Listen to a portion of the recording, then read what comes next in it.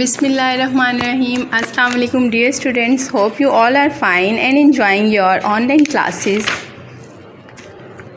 Dear students, this is your S.st teacher and today we are going to learn from our social study book 4 and our topic is our history. We will do our work page today from page number 75. So you have to open your page number 75 from your textbook.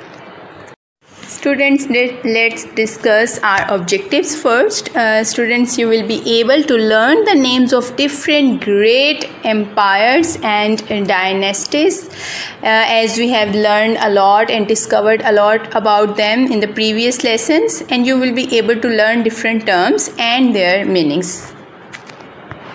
Students, as we have discussed in this chapter that the first invaders in subcontinent were the Persians in the 5th century, then the Greeks under the Alexander who defeated the Persians, and then from the east came the Mauryans. The most famous Mauryan ruler was Ashoka.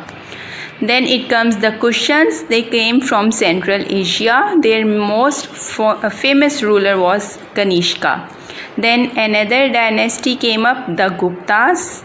They had a large empire. Then the Parthians and then the Huns. The Huns were a savage Central Asian tribe who caused a lot of destruction wherever they went.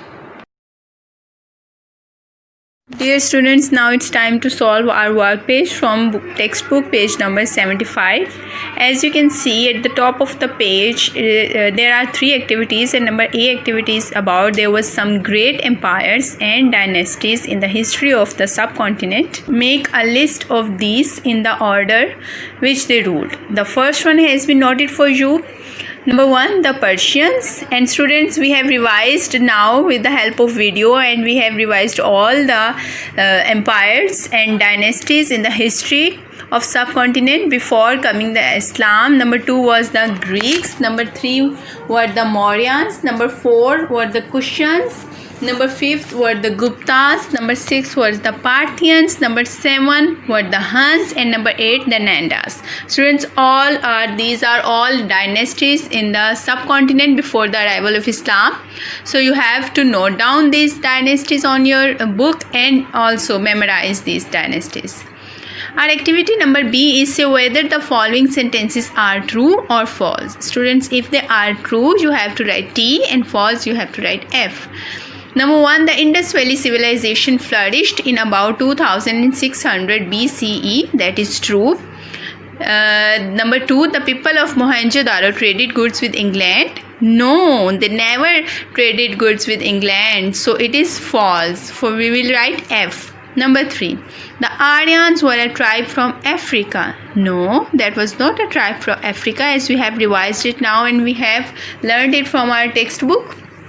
We will write F. Number 4, the culture of Gandhara and Taxila was influenced by the Greeks. Yes, we will write T. Number 5, Ashoka became a Buddhist after the Battle of Kalinga. Students, as we have learned earlier about the Battle of Kalinga, that after watching all the adversities, Ashoka became a Buddhist. So this is a right statement. So we will write T.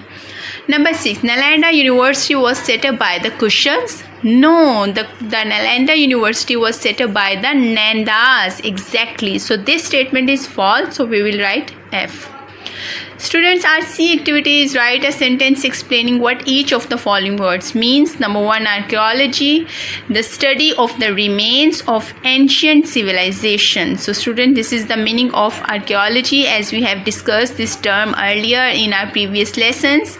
And number 2, inscription. Student, we have also learned it in Indus Valley civilization. This word inscription means the words written or carved on monuments or coins. So these are the words written or carved on monuments or coins. Number 3, dynasty, the succession of the ruler from the same family. Student, this means one ruler from the same family and the other, it means the rulers came from the same family.